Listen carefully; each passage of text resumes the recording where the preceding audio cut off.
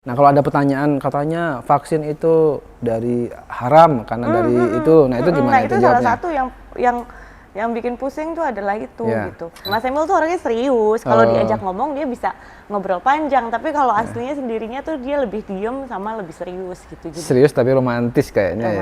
romantis. Belakangan ini loh baru Oh gitu, romantis. dulunya? Mungkin karena pakai bahasa Indonesia aja ya gitu supaya saya ngerti gitu. Iya. Boten pareng Bu sama Oke. Ibu Bupati kok ngomongnya bahasa Indonesia Ah, ini boten. Jawa banget ini. Iya, ilmu mengontrol anak untuk bisa duduk anteng Ya. karena kan mungkin karena usianya masih kecil ya.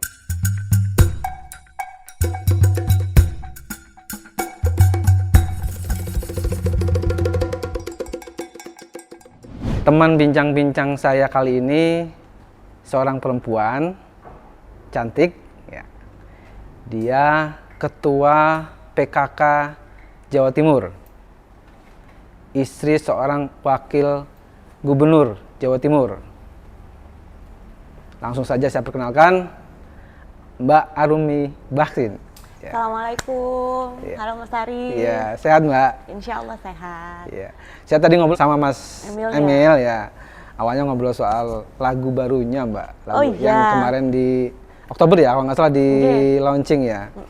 Saya tadi nanya, itu apa sih itu? Itu persembahan untuk istri tercinta. Nah, katanya itu gitu. dia. Saya baca liriknya itu kok dahsyat banget itu. Kayaknya istimewa itu. Perasaan Mbak Arumi gimana itu? Ya namanya perempuan pasti ada berbunga-bunganya Iya. pada saat itu. Jadi buat anniversary tahun lalu Iya. dikasih surprise lah gitu, surprise-nya lagu. Dan kalau lagu Mas Emil yang Bidadariku ini Iya. memang agak unik. Jadi aku nanya, Mas Emil nyiptain sendiri. Inspirasinya dari aku banyaknya katanya. Iya. Tapi kalau tim penulis lagunya juga dibantu sama Lale Ilmanino. Iya. Oh gitu, pantesan. Soalnya aku nggak bisa, kalau Mas Emil tuh udah mulai terinspirasi mau nulis lagu itu kan pasti ada tuh momen-momen dia fokus sendiri gitu. Iya. Nah di rumah nih enggak, kalaupun fokus sendiri tuh biasanya urusan kantor semua gitu, nggak ada vibe-nya tuh beda gitu. Makanya aku nggak curiga dan nggak nyangka sama sekali. Jadi ya Iya. makanya berbunga-bunga juga lumayan. Nah itu kan saya tadi nanya soal salah satu penggalan liriknya yang membawa damai di hati. Gitu. Saya tanya, emangnya begitu Mas? Emangnya kalau misalnya lagi pusing ngurusin politik soal pemerintahan, terus kemudian ketemu Mbak Arumi, lihat senyumnya seolah semuanya udah selesai gitu, katanya gitu. Katanya gitu. Iya. Nggak tahu itu karena depan saya aja ngomongnya atau gimana. Cuman katanya sih gitu. Kalau Mas Emil sama saya ini kan karakternya agak beda jauh ya. Kalau saya ini Apa lebih tuh? lebih Gimana? ceria gitu, lebih berisik gitu loh, lebih Kalau Mas Emil kecil-kecilan. gimana? Mas Emil tuh orangnya serius. Kalau Oh. diajak ngomong dia bisa ngobrol panjang, tapi kalau aslinya sendirinya tuh dia lebih diem sama lebih serius gitu. Jadi Serius tapi romantis kayaknya ya. romantis. Belakangan ini loh baru Oh gitu, romantis. dulunya? Mungkin karena dulunya susah. Jadi belakangan ini mulai dipancing-pancing kok ya ampun nikahnya udah segini lamanya tapi aku kayaknya nggak pernah dikasih ini gitu. Jadi kok ya beneran dilakuin gitu. Ya. Hadiah lagu ini pertama ya sejak Ini yang nikah? kedua. Oh yang kedua. Yang kedua. Yang pertama yang mana? Yang pertama tuh judulnya Dialah. Yang Dialah, oke, Ya, ya, Dialah ya, itu Dialah. sebetulnya kado pernikahan. Jadi di hari Ya. pernikahan, tapi Ya. butuh waktu 7 tahun untuk Ya. itu kemudian direkam. Jadi waktu Ya. pas habis pernikahan, rencananya mau direkam, bikin video klip dan lain-lain gitu. Ya. Tapi udah langsung fokus ke kerjaan masing-masing. Saya juga fokus, lama-lama lupa gitu. Ya. Pas yang anniversary ke-7 kok tiba-tiba direkam gitu. Ya. Kemudian dimunculkan kembali gitu. Saya kemarin-kemarin nonton videonya Mbak lagi belusukan di pasar. Itu di mana Di itu? Soponyono di Surabaya. Di Surabaya ya. Bukan belusukannya yang saya amati sih, tapi ngomongnya Mbak Arumi yang udah Jawa Timur banget waktu itu. Waktu saya ingat penggalan kata-katanya itu ditanya ibu-ibu pedagang itu apa gitu. Terus Mbak Arumi jawab, nderek suami. Dengar kok ini kok Jawa banget. Ini saya tanya Mas Emil tadi, Mbak Arumi ada keturunan Jawa Timur? Nggak ada katanya gitu. Kok bisa itu Mbak? Sebetulnya ya karena bener nderek suami. Jadi Iya. ngikut Mas Emil pertama kali dinas kan di Trenggalek. Jadi Iya. pertama kali saya beneran pindah ke Jawa Timur gitu. Iya. Kemudian dapat amanah sebagai ketua tim gerak PKK di sana. Iya. Nah, pas mimpin rapat, kemudian dapat laporan, kemudian belusukan ke Posyandu dan lain-lain gitu ya. Iya. Terus agak nggak mudeng gitu karena Iya. emang nggak bisa bahasa Jawa. Saya udah Iya. bilang pakai bahasa Indonesia aja ya gitu supaya saya ngerti gitu. Iya. Boten tareng Bu sama Oke. Ibu Bupati kok ngomongnya bahasa Indonesia Ah, kayak ini boten. Jawa banget ini. Iya. Jadi akhirnya mau nggak mau oh ini harus saya yang belajar gitu. Iya. Akhirnya sedikit-sedikit khusus belajar gitu enggak sih. Cuman setiap ada yang saya nggak ngerti saya rajin nanya. Lama-lama kebiasaan sampai sekarang. Iya, iya. Oke Mbak, soal lain Mbak. Saya mau nanya tentang pola pengasuhan atau pendidikan anak di keluarganya Mbak Arumi dan Mas Emil, terutama selama pandemi, selama 2 tahun terakhir ya. Gimana sih Mbak trik-triknya pola pengasuhan anak selama pandemi ini, terutama ketika orang dibatasi untuk bergerak, untuk bepergian, beraktivitas, apalagi termasuk juga anak-anak nggak boleh sembarangan main mungkin, nggak boleh sembarangan jajan di luar mungkin, apalagi juga nggak ketemu teman-teman di sekolah dan lain-lain gitu. Pasti beda kan Iya. gitunya. Gimana itu Mbak? Iya benar, jadi mungkin bukan cuma di keluarga saya aja, tapi Ya. hampir di setiap rumah tangga yang punya anak-anak, khususnya anak-anak yang kecil ya, Ya. itu pasti pola pendidikannya berubah jauh. Ya. Terus tantangannya juga ya lumayan, karena anak saya tuh sekarang tuh usia paling besarnya 7 tahun dan juga 6 tahun. Jadi Ya. ketika awal pandemi mereka masih usia 5 dan 6 tahun Oke, gitu, ya. atau bahkan 4 dan 5 gitu. Ya. Nah itu mereka lagi aktif-aktifnya dan keberadaan teman sosialisasi di sekolah itu Ya. jadi salah satu fase yang paling excited gitu, menyenangkan gitu buat mereka. Kemudian itu semua harus mau nggak mau hilang sementara. Pada saat itu kasih pengertiannya itu sulit. Apalagi kalau misalnya ngelihat papanya masih, kalau saya dulu memang izin sama papanya karena situasinya agak mencekam, saya bilang walaupun memang saya punya amanah tim gerak PKK dan Dekranasda di Jawa Timur, tapi saya izin untuk nggak ikut turun sama papanya pada saat itu. Nah, kepala daerah nggak bisa punya pilihan itu, jadi masih tetap kerja, masih walaupun sudah berkurang, tapi keadaan-keadaan tertentu tuh masih harus keluar. Jadi anak-anak protes tuh? Anak-anak protes, kok papa boleh gitu, sedangkan mereka harus belajar online-nya, harus ini, kemudian dari awal-awalnya mungkin kita nggak terlalu frustasi ya, karena kan waktu itu masih husnuzon, masih positive thinking. Masih sebulan 2 bulan kali lah ya? Paling cuma sebulan 2 bulan gitu, jadi kita masih banyak ide-ide gitu, lama-lama suntuk, jenuh, habis juga ide. Jadi akhirnya mulai masuk ke dapur. Nah sayanya yang dari jarang banget masak jadi mulai rajin masak. Terus dari mulai sayanya kemudian ini kayak seru nih bawa anak-anak gitu. Jadi akhirnya anak-anak juga mulai menikmati gitu. Nanti bosen lagi kita coba lukis-lukisan, sampai ngecat tembok, sampai udah berbagai hal gitu. Yang penting di rumah itu tetap bisa beraktivitas, tapi tetap positif dan nggak ngikutin godaan ke gadget. Kalau anak-anak kan gitu, paling enak kan bosan ya udah main di gadget. Nah, tapi itu dibatasi apa dilarang sama sekali gadget? sama sekali sih enggak kalau saya. Karena saya mungkin banyak orang tua juga yang dari hati kecilnya tuh mengakui memang keberadaan gadget itu kadang-kadang di saat-saat yang memang diperlukan itu ya bermanfaat gitu untuk kita gitu, si orang tuanya. Jadi tapi memang harus dibatasi karena terutama sekolahnya aja dari gadget kan. Jadi dari pagi awal bangun tidur sudah di depan komputer, sudah di depan gadget. Jadi kalau di luar jam sekolah nggak dibatasi juga pasti takutnya ada dampak kesehatannya juga gitu. Nah itu pengalaman Mbak Rumi mendampingi anak-anak sekolah secara virtual, secara pembelajaran jarak jauh itu gimana itu? Waduh, itu tuh saya pikir tuh sebenarnya untuk sayanya, saya kepikiran anak-anak. Saya pikir itu nggak terlalu menantang buat sayanya gitu. Pas mulai ngejalanin, ternyata underestimate gitu. Jadi ternyata sayanya harus belajar lagi gitu. Install aplikasi-aplikasi yang memang sekarang dipakai untuk sekolah. Kemudian PR-nya anak-anak lebih banyak katanya ya? Betul. Nah ini tahun kedua ini dari pihak sekolahnya, mungkin dari kita orang tuanya juga udah mulai terbiasa, tapi dari pihak sekolahnya kan juga terus improve ya, jadi lebih efektif, lebih efisien. Tapi waktu awal-awal itu kan agak berantakan. Jadi setiap PR-nya harus difoto terus dikirim via WA, handphone memori sampai full, terus ketuker-tuker.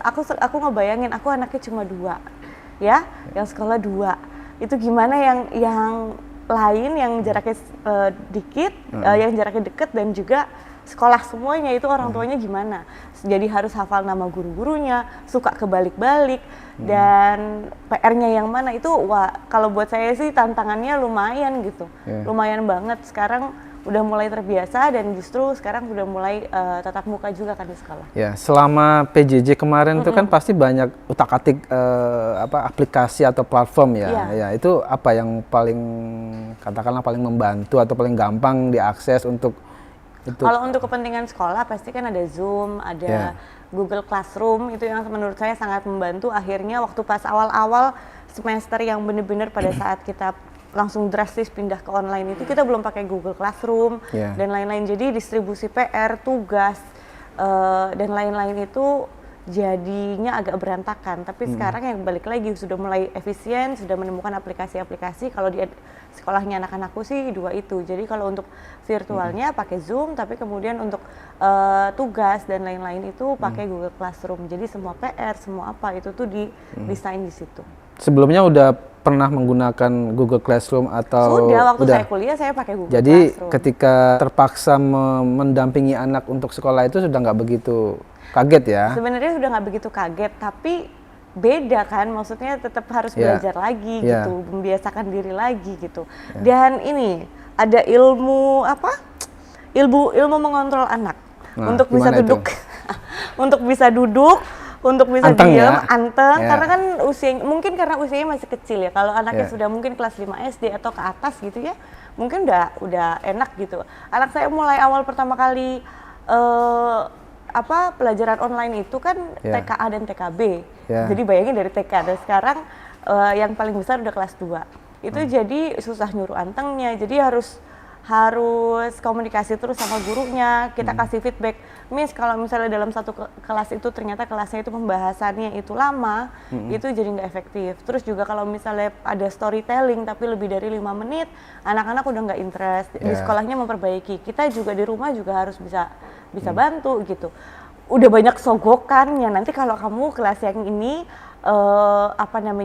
kelas yang ini pinter duduk anteng, ngerjain tugasnya bener, nanti kita bikin snack ini gitu. Itu pinter-pinternya semua orang tua deh. Maksudnya masak sendiri? Masak sendiri. Masak sendiri atau kasih snack kesukaannya dia. Nah sekarang udah kombinasi tatap muka, nah itu gimana itu? Anak-anak gimana? Kalau anak-anak justru seneng banget. Saya orang tuanya juga seneng banget, walaupun was-was pasti ada. Nah itu, mengatasi was-wasnya gimana itu? Was-was pasti ada, tapi kalau saya, ini pendapat pribadi ya, nggak bisa disamakan dengan semua orang tua murid. Kalau saya itu sudah bangun trust sama pihak sekolah. Di mana yang kita sekolahkan anak itu kan juga sekolahnya harus mau mendengar pendapat orang tua dan kita juga harus menghormati kebijakan sekolah. Nah karena ada trust di situ, kita percaya, kita diedukasi betul sama sekolahnya, nanti kalaupun tatap muka, protokol kesehatan yang diterapkan seperti ini, yang harus dilakukan orang tua seperti ini. Sehingga dari situ saya ngerasa, oh kayaknya nggak apa-apa gitu untuk anak-anak masuk ke sekolah. Karena melihat anak-anak yang di rumah terus-menerus, nggak kenal sama temennya, saya ngerasa agak ngerenggut jiwa sosialnya dia juga gitu. Jadi dengan berat hati, tapi ya saya coba dulu. Saya bilang sama sekolah, saya coba 1 minggu. Nanti kalau misalnya saya was-was atau ada pertimbangan lain saya kasih tahu. Tapi alhamdulillah sekarang baik-baik aja, so far so good. Jadi anak-anak masih tatap muka, tapi nggak 100%. Perlu survei dulu nggak sih sekolahnya itu penerapan protokol kesehatannya kayak gimana gitu loh? Untuk mengatasi oke nih, aman nih gitu lah. Iya. Kalau yang dilakukan saya tuh pasti saya survei. Kemudian kelasnya nanti tuh di mana. Kemudian apa yang harus disiapkan orang tua dari rumah. Jamnya jam berapa aja gitu. Nah ini harus disepakati dulu gitu. Nah pas udah tenang, oh tadinya kan kalau kelas itu kan TKA gitu punya kelas sendiri, TKB punya kelas sendiri gitu ya. Nah sekarang nggak di dalam kelas lagi, jadi nggak pakai AC lagi, sudah di ruangan yang lebih terbuka, jaraknya lebih jauh-jauh. Walaupun kalau secara pelajaran sebetulnya yang kalau kita mau berharap sebagai orang tua itu goalsnya anak itu punya pencapaian 100% sama seperti sebelum pandemi, saya rasa juga itu berat dilakukan bagi anak dan juga bagi sekolahnya gitu. Jadi yang penting kalau menurut saya anak saya itu tetap sekolahnya jalan secara edukasi, tetapi nilai-nilai sosialnya juga tetap berjalan, masih bisa berkomunikasi dengan teman, jadi lebih sehat gitu. Jadi survei ke sekolah, terus sayanya juga ada edukasi, jadi minimal masker harus ada gantinya, baju harus ada gantinya, terus tidak boleh ada jam makan, jadi harus diantar dan dijemput itu on time dan sebagainya untuk menghindari anak-anak ini berkerumun gitu. Masker disiapin berapa Mbak, Bu, anak? Yang satu dipakai, terus ada 2 masker cadangan di tas, itu sanitizer juga. Anaknya di-train dulu. Nah, ya itu training mana? Sebelum ke sekolah, anaknya dari rumah sudah di-train dulu. Gimana gitu. itu ininya? Dari mulai cara salaman sama temennya, tos gini aja, dan lain itu di-train dulu. Nanti di sekolah walaupun di-train lagi, tapi kan anaknya sudah punya insight gitu. Awalnya tuh, oh gitu ya Mak, jadi nggak boleh. Kayak dia ulang tahun, minta dirayain di sekolah karena pernah sekali waktu sebelum pandemi dirayain di dalam kelas gitu, kayaknya seru gitu sama teman-temannya. Nah kemarin waktu dia ulang tahun tetap saya rayakan di dalam kelas tapi tidak ada tiup lilin, kemudian berdoa bersama dan juga memang nggak ini, tapi tetap sense of normality-nya itu masih ada gitu lah. Mas Emil mempercayakan sepenuhnya sama Mbak Arumi? Alhamdulillah sih gitu, cuman bukan berarti sama sekali nggak peduli. Jadi beliau tetap kadang-kadang nanyain update-nya, ini anak-anak gimana dan lain-lain. Biasanya saya cerita, tapi kalau untuk keputusan-keputusan kecil atau keputusan-keputusan yang memang harus diambil untuk urusan anak-anak dan sekolah itu biasanya banyak dipercayakan ke saya memang. Sudah divaksin semua anak-anak itu? Anak-anak tahap yang 1, vaksin pertama sudah, ini dalam mungkin sekitar 2 minggu itu jadwalnya untuk vaksinasi kedua. Oke. Nah waktu itu gimana itu membujuk anak untuk berani di jus? Jadi gitu? beda karakter juga. Anak saya yang laki-laki ini metal. Mungkin laki-laki jadi lebih berani. Sebetulnya dia yang lebih kecil kan. Dulu dia sempat ada fasenya dia yang takut, kakaknya yang berani. Sekarang kebalik, adiknya lebih berani. Kemudian kita kasih banyak video anak-anak yang divaksin. Nanti prosesnya akan kayak gini. Saya cari videonya juga yang anak-anaknya berani-berani, jadi supaya nggak menakutkan gitu kan. Jadi dari awal tuh sudah dikasih tahu nanti vaksinnya untuk ini, sampai ke apa namanya manfaatnya divaksin tuh apa gitu. Kalau Kenan atau Keisha nggak divaksin nanti ya malah bukan hanya Kenan Keisha yang bahaya, tapi bisa bahayain orang lain gitu. Jadi biar bisa cepat nanti main sama teman-teman lagi, nggak usah pakai masker lagi dan seterusnya. Kalau untuk kakaknya sebetulnya lebih mudah diberikan pengertian, tapi dia takutnya besar. Jadi dia tuh ngerti, kakak kalau nggak mau divaksin nanti gini, iya Ma, aku bukan nggak mau divaksin tapi aku takut jarumnya. Jadi Masya Allah, itu tantangannya di kakaknya kalau kemarin pas vaksin itu. Jadi sampai dibujuk, wah nangis-nangis Mas, digerung-gerung gitu. Jadi tapi ya mau nggak mau harus divaksin gitu. Nah untuk menghadapi vaksin yang kedua ini gimana? Masih takut atau udah mulai? Nah setelah kemarin ngerasain kan vaksin yang pertama, terus aku nanya sama si kakaknya ini, Kak gimana rasanya? Beneran sakit atau enggak gitu? Ternyata nggak sakit ya Ma gitu. Iya memang serem aja jarumnya, kakak nggak usah lihat. Tapi untuk yang kedua nanti gimana? Kakak berani kan? Iya sih, yang penting nggak sakit katanya. Cuman masih tetap jarum. Yaudah nanti nggak usah dilihat ya. Jadi ketakutannya saya rasa sih nggak sebesar yang pertama kemarin. Tapi kalau dia masih nangis dan lain-lain karena ngelihat jarum, ya mungkin wajar gitu. Nah tentang vaksinasi, Mbak, saya mau tanya sebagai peran Mbak Arumi sebagai Ketua PKK, berapa capaian vaksinasi anak di Jawa Timur sekarang, Mbak? Untuk tadi saya dapat infonya juga. Untuk anak 6-12 tahun vaksinasi pertama itu sekitar 2,2 juta. Kemudian vaksin yang keduanya pasti nggak jauh dari itu, cuman ada yang sudah divaksin kedua dan ada yang belum. Kemudian kalau tugas kami di tim gerak PKK itu lebih pendekatan dan empowerment ke keluarganya. Jadi pentingnya vaksinasi ini karena isu vaksin walaupun ya alhamdulillah sekarang sudah jauh sekali kondisinya daripada masih yang ada, pertama. tapi masih ada, dan ini yang harus terus kita nggak boleh kebobolan gitu. Maksudnya walaupun sekarang alhamdulillah pencapaian vaksinasi baik yang anak dan juga yang dewasa sudah semakin baik, tapi kita nggak mau sampai ketakutan ini dari yang mulainya kecil lama-lama menyebar lagi. Nah jadi kita terus empower ibu-ibu terutama ya, kemudian keluarga-keluarga untuk menerapkan protokol kesehatan, karena kalau kita lihat sekarang ya, ketika ada info sudah melandai, sudah mulai itu, ini sebelum ada Omikron ya, euforianya kan sudah langsung balik. Kemudian kita ada Omikron juga, berarti harus bisa memanage lagi. Nah protokol kesehatannya ini kalau untuk ibu-ibu tuh sebenarnya saya nggak terlalu khawatir Mas, karena kalau untuk ibu-ibu tuh biasanya dia merasa sebagai protektor juga di dalam keluarga. Beliau untuk dirinya sendiri biasanya justru masih konsisten, masih disiplin. Justru bapak-bapaknya kali ya? Bapak-bapak dan juga anak-anak, apalagi yang milenial ini gitu, yang udah nggak sabar ketemu sama teman-teman, yang udah nggak sabar untuk bisa melakukan aktivitas seperti biasanya gitu. Nah ini ya kita mencoba untuk menjadikan para ibu, para wanita ini sebagai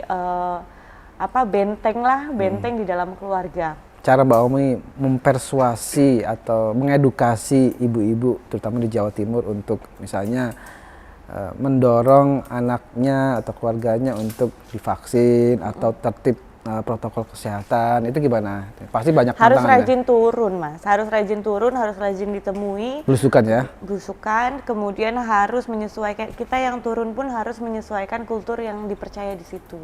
Jadi Jawa Timur misalnya itu kan besar sekali ya. Kulturnya tuh juga terbagi dari berbagai macam tipe gitu, etnisnya juga.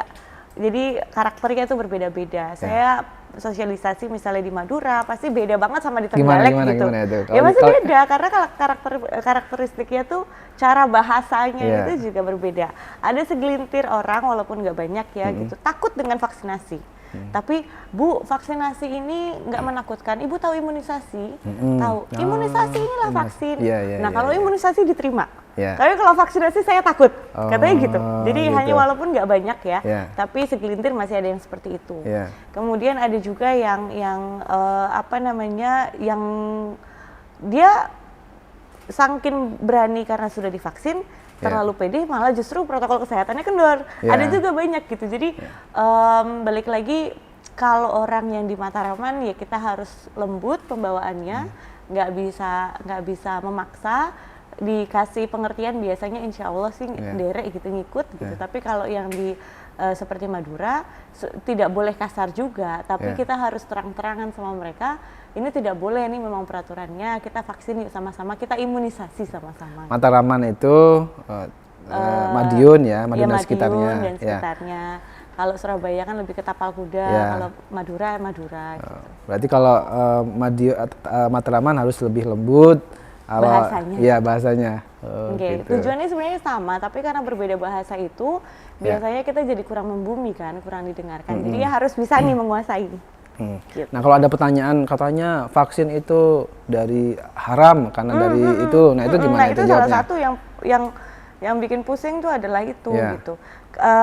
Ketua MUI sudah mengucapkan, sudah memfatwakan bahwa memang ini halal dan tidak bertentangan dengan syariat agama.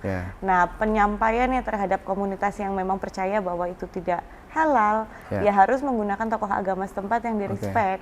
Nah dan kita juga tanpa mengurangi esensi penting ya vaksin itu sendiri, tapi bahasanya itu beda. Jadi kita harus pinter-pinter pintunya aja. Dan ini tuh aku belajar banyak banget nih setelah jadi ketua PKK atau Dekranasda di Jawa Timur, karena memang ternyata lumayan banyak yang diurusin. Oke Mbak Arumi, terima kasih sudah meluangkan waktu untuk diinterview ya. Lain kali kita ketemu lagi dan ngobrol-ngobrol lagi ya. Insya Allah main-main ke Surabaya. Siap, ya. Terima kasih. Demikian Vivanian ngobrolan saya dengan Mbak Arumi Baksin, Ketua PKK Jawa Timur sekaligus istri Wakil Gubernur Jawa Timur. Tonton terus di interview episode-episode selanjutnya. Sampai jumpa.